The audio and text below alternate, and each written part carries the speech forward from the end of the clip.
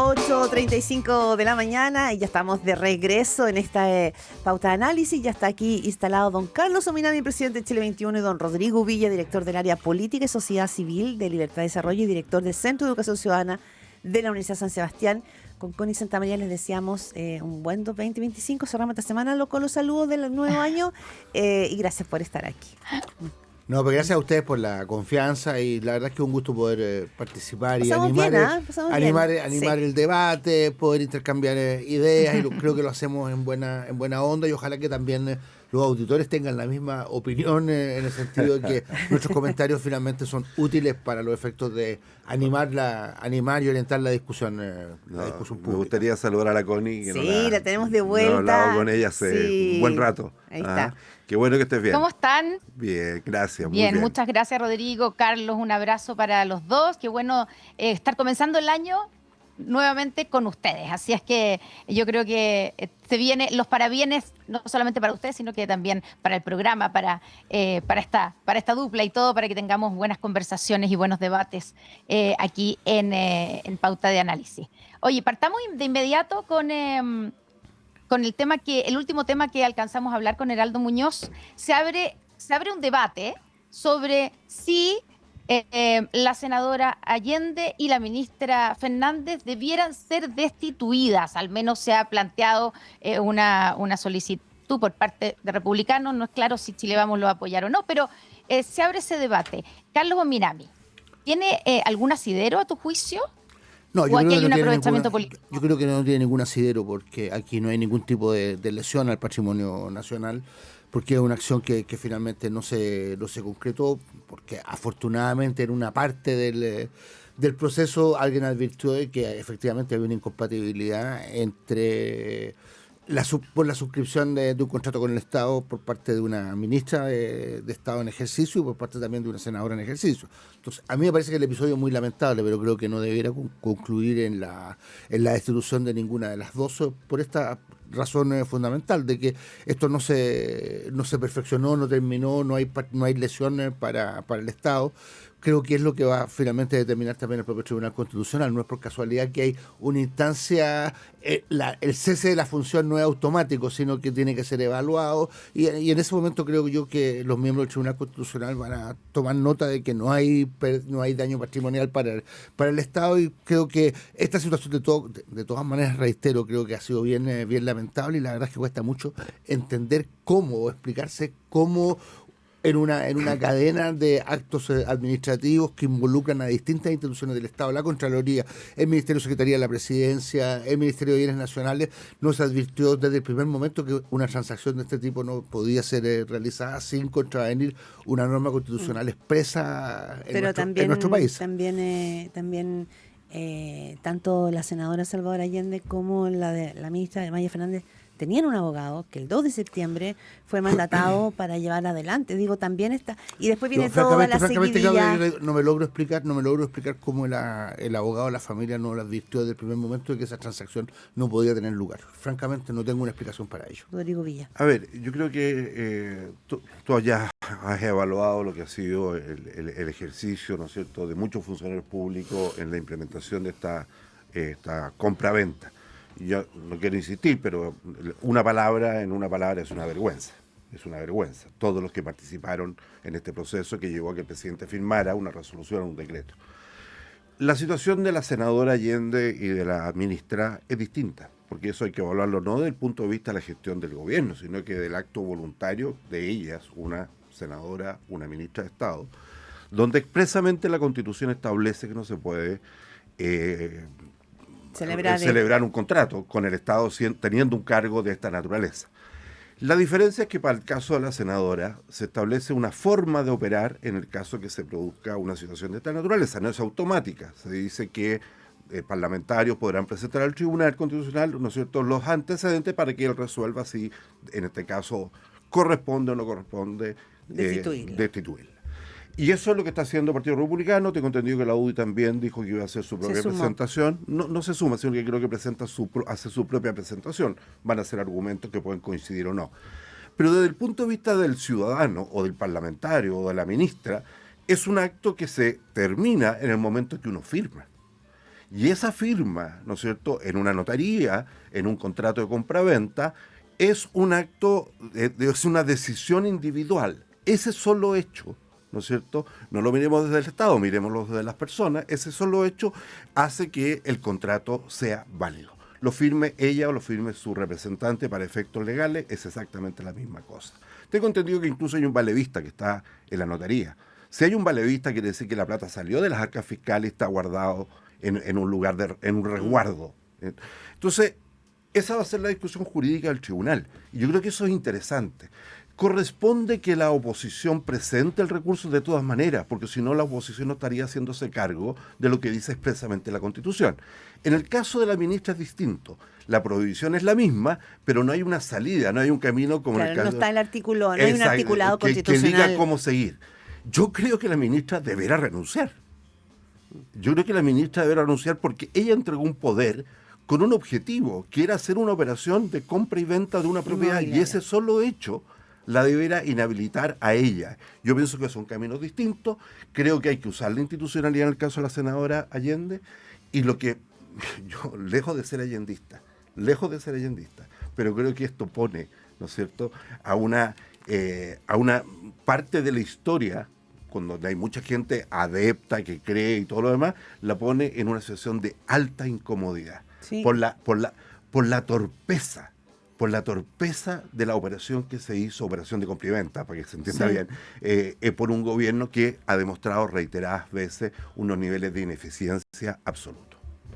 No, yo creo que respecto de esto es efectivo que va a haber una discusión que se va a ventilar en el Tribunal Constitucional. Yo traería a colación en todo caso una carta que publica hoy día alguien que conoce bien de estos temas, que es el abogado Jorge Correa, que fue por lo más miembro del Tribunal Constitucional. Y él lo que argumenta es que la destitución no puede proceder como algo automático, sino que algo que tiene que calificarse, y desde ese punto de vista el tema de si se produjo o no se produjo daño es muy, muy fundamental. Y yo creo ya que la responsabilidad política aquí se ejerció fundamentalmente en la renuncia de la ministra de Bienes Nacionales, que fue la institución que llevó el proceso. Entiendo fueron ellos los que redactaron el decreto correspondiente, porque era la institución del Estado a la cual le corresponde hacerse cargo de este tipo de operaciones. Connie Santamaría. Claro, solo para complementar lo que estaba diciendo Carlos y contrapreguntárselo a Rodrigo, Jorge Correa lo que dice es que los parlamentarios que decidan acudir al Tribunal Constitucional no pueden convencer que requerirán destituir a la senadora en defensa del Estado de Derecho si no exhiben una razón así, o sea, si no explican qué acto de corrupción estuvo a punto de producirse. Al menos debieran acreditar, dice Jorge Correa hoy en el Mercurio, que el contrato le era más beneficioso que vender el inmueble en el mercado. Sin recurrir, sin exhibir esa razón, su acto será recordado como uno más que estuvo motivado por el afán de seguir envenenando el ambiente político. Rodrigo. Yo creo que es una interpretación absolutamente desapegada a la realidad. Si aquí lo que está en discusión no es si hay corrupción o no hay corrupción, no está en el valor de la propiedad, que además, para que la gente lo sepa, la tasación fiscal es 500 algo millones y la compra-venta era por 1.000 millones, es decir, más del doble, un poquito menos del doble.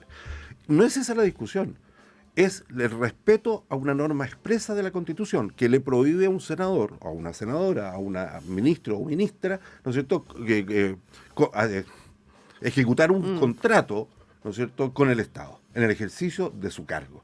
Y eso es lo que está en discusión, no es el valor, no es el precio. Entonces, la pregunta que Jorge debe responder, ¿le corresponde a parlamentarios, la Constitución establece 10, ¿le corresponde a parlamentarios presentar el caso al Tribunal Constitucional? Por supuesto. Porque si no lo hacen, están incumpliendo una norma expresa de la Constitución. Ahora, el tribunal tendrá que responder si los antecedentes a la vista son suficientes para destituir a Isabel Allende o no son suficientes. No, en este caso me parece importante lo que dice Rodrigo, en el sentido de que aquí el tema del precio, yo creo que el tema de la buena fe por parte de la senadora Allende y de la ministra Maya Fernández es algo que está fuera de cuestión. Eso creo que de todas maneras es importante dejarlo bien establecido en un ambiente en el país donde todo es sospecha, donde todas las personas creen que la corrupción está en todas partes, a la vuelta de la esquina. Me parece a mí muy importante dejar eso claramente establecido. Esto es un tema que tiene que ver con los procedimientos. Yo creo que el tribunal finalmente va a fallar diciendo de que no se produjo esta venta, finalmente no tuvo lugar, que no hay daño patrimonial, y creo que el argumento del abogado Correa es un argumento fuerte, Lo en el último sentido de que finalmente no hubo perjuicio para el Estado. Y lo último, para pasar a otro tema, también está lo simbólico. Y en eso, Carlos Mina, me le quiero preguntar, porque tú eres militante del Partido Socialista y conoces a la familia Allende. Todo esto, toda esta polvareda no mancha, no ensucia, no carga, no le da un peso distinto. Yo creo que efectivamente es muy lamentable como polémica. Creo que si hay algo que la familia Allende ha resguardado permanentemente ha sido una cierta dignidad, una cierta altura de miras para relacionarse. No ha estado nunca vinculada con problemas de este tipo. Entonces, desde ese punto de vista me parece a mí que es muy lamentable, y yo espero ya que esta situación se resuelva pronto, que el Tribunal Constitucional emita su dictamen lo antes posible para poder dar vuelta a la página, pero efectivamente creo que hay que sacar elecciones aquí, en el sentido de que hubo un conjunto enorme de desprolijidades que hablan mal del funcionamiento de las instituciones, y yo espero también que la familia pueda tener tranquilidad, y que la gente se dé cuenta que aquí finalmente lo que sí no estuvo nunca en cuestión es un afán de defraudar al fisco, que salvaguardado el prestigio, el buen nombre de la familia. Hay una entrevista de Isabel Oye, Allende, disculpa, Connie, hay una entrevista de Isabel Allende Sí. en la tercera, por ahí por mayo, donde ella cuenta, ¿no es cierto?, y comenta con mucho orgullo esta iniciativa de traspasar, no se refiere si contrato, compra-venta, pero la idea es generar un patrimonio nacional que les rinde un homenaje al presidente Allende, etcétera. Si eso fue en mayo, ¿ya?, y la familia, ella como representante de la familia, tenía conciencia de lo que se estaba haciendo, a mí me parece que es importante poner en la mesa también el nivel de reflexión de la senadora Allende y de la exdiputada actual ministra. Ellas legislan y legislaron, conocen la Constitución, fueron parte de procesos de modificación de la Constitución. Entonces me parece increíble que una conversación que ya la hace pública en mayo, en la tercera, que tiene que haber sido producto de una reflexión de la familia durante todos estos meses, no hayan alertado, ¿no es cierto?, su abogado, ellas mismas, que lo que cómo se iba a hacer era inconstitucional. Bien. Entonces, me parece que esa también es una dimensión, Carlos, importante tener en cuenta, que me imagino que es lo que va a tener en cuenta el Tribunal Constitucional. Vamos a cambiar, vamos a poner foco en otro tema que también está sobre la mesa y tiene que ver con este tercer rechazo que hizo el Comité de Ministros, sin ministro, porque eran subrogantes, sobre el proyecto Dominga, que vuelve a estar en entredicho, que vuelve a entrar en polémica. Quiero partir ahí con Rodrigo porque también nosotros entrevistamos esta mañana con Gerardo Gómez al diputado que preside la Comisión de Medio Ambiente, que hoy se reúne además en Coquimbo, digamos, esta comisión con distintas organizaciones, y él atribuía mucho a que este es un proyecto que solo bajo los gobiernos de Sebastián Piñera, decía él, había logrado avanzar, pero que si no, desde el 2017 hasta ahora siempre había sido rechazado. Depende cómo mire la moneda. Entonces, porque si uno la mira por el otro lado, podría decir, en este gobierno lo han efectivamente parado. Entonces, creo que es ridículo. Lo escuché, Lo escuché. Me pareció, y quiero ser muy duro, muy pobre su argumentación. Creo que esto de hablar de blanco y negro es una ya casi una parodia respecto al crecimiento versus la preservación del medio ambiente. Creo que el mundo, Chile, ha demostrado que es posible invertir, crecer y respetar, ¿no es cierto?, los estándares ambientales. Este es el ejemplo de lo que no deberá suceder. Yo creo que aquí Carlos, nadie, los que nos escuchan, discute que hoy día el país necesita inversión, ¿no es cierto?, que el país necesita proyectos modernizadores y que es posible lograr, ¿no es cierto?, la ecuación de estabilidad con crecimiento con preservación del medio ambiente. Entonces, uno tiene, independiente de lo que pasó ayer, y eso va a terminar en manos de la justicia, probablemente va a llegar a la Suprema por parte de los inversores, etcétera, etcétera. El punto es otro. El país está en condiciones de, como lo dijo el diputado hoy día, definir desde un estándar muy cómodo, que es el Congreso, o podríamos decir muy cómodo, que es un ministerio, decir, en este sector del país se puede hacer algo, no se puede hacer nada. A mí me parece que eso es retroceder en el desarrollo del país por lo menos 2 o 3 décadas. Mira, Carlos Sominami. Carlos. Yo realmente tengo una gran preocupación, la vengo manifestando hace ya no meses, sino que años. Este país se estancó. estamos creciendo por debajo del 2%, el producto potencial de Chile, es decir, lo que el país podía crecer en la década de los 90 estaba en torno a 6-7%, hoy día está por debajo del 2%, entonces ya no estamos al 3 y al 4, estamos entre el 1 y el 2. Yo no conozco todos los detalles de Dominga, es un tema que desgraciadamente se ha terminado politizando al extremo, pero yo creo en el desarrollo sustentable, pero el desarrollo sustentable es parte por el desarrollo, parte porque las inversiones puedan realizarse, parte porque el Estado cumpla con su tarea de decir, mira, hay cosas que se pueden hacer, hay cosas que no se pueden hacer, pero sobre la base de facilitar el proceso de inversión. ¿Y aquí no se está facilitando? Yo tengo la sensación de que aquí ya también, al politizarse este tema, finalmente nos están poniendo por delante los intereses del país. Reitero, no conozco todos los detalles del proyecto Dominga y he visto que hay opiniones A y opiniones B, pero tengo la sensación que más allá de eso, hay una cierta obstaculización del proceso de desarrollo que tiene lugar sobre la base de los pretextos ambientales. Creo que incluso más, hay una especie de industria también de la oposición medioambiental, con abogados también connotados que finalmente terminan ganando mucha plata, oponiéndose a determinados proyectos o creando condiciones que les permiten en algún momento terminar negociando esos proyectos. Así que yo realmente frente a esto... Es que es un punto muy interesante porque una parte, como tú dices, como un mundo, como un negocio, digamos, no sé si la palabra... Hay un negocio de la oposición ambiental, eso hay que decirlo, okay. Conozco algunos ejemplos. Ya, esa es una parte, pero lo otro que tú estás diciendo es delicado.